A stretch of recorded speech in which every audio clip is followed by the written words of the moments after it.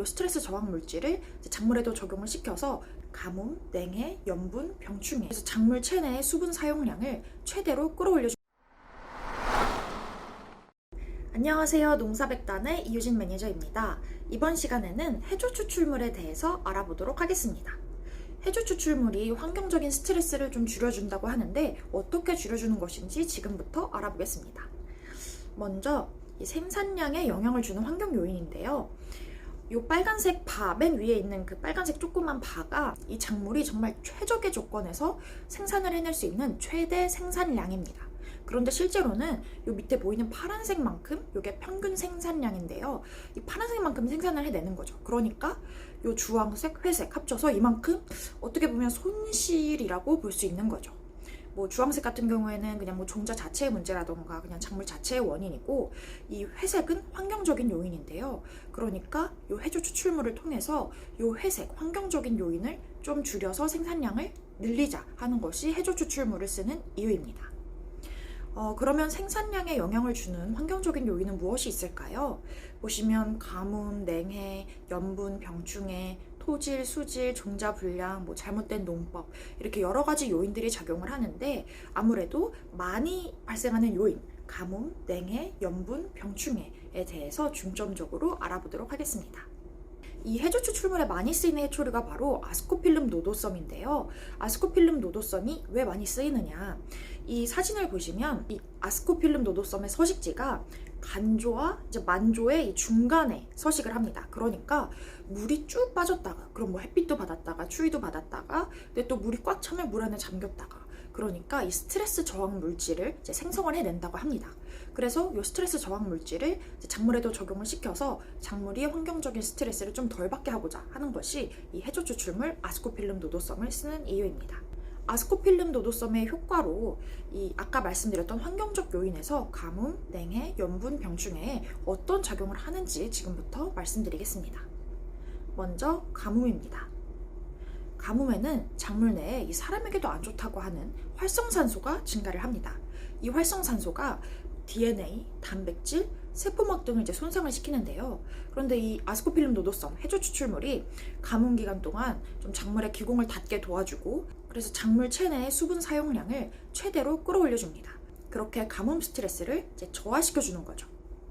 그리고 가뭄 외에 또 어떤 날씨 기후 때문에 발생하는 바로 냉해.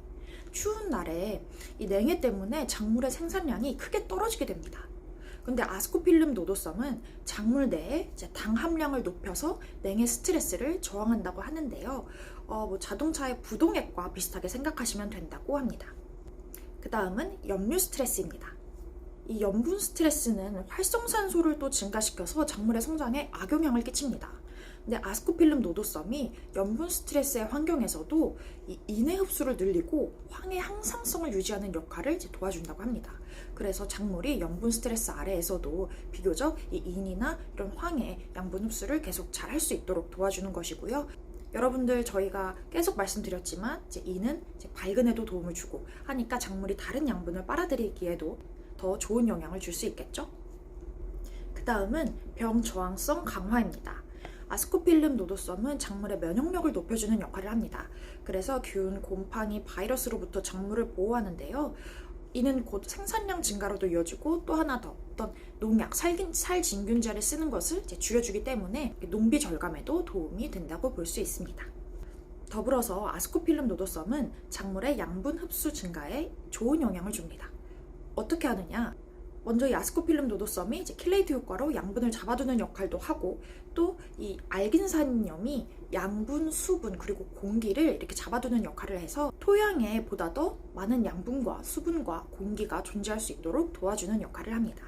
그리고 아스코필름 노도섬은 옥신계통의 호르몬, 그러니까 성장 호르몬 관련된 그런 호르몬들을 함유하고 있어서 이제 도움이 되고요. 또 사이토키닌이나 사이토키닌의 유사물질, 이것도 마찬가지로 성장 호르몬 계통이고요. 그래서 이런 물질들이 함유되어 있어서 작물의 성장을 돕고, 또 뿌리 발근을 이제 촉진을 해서 생산량을 증가시키는 역할을 합니다.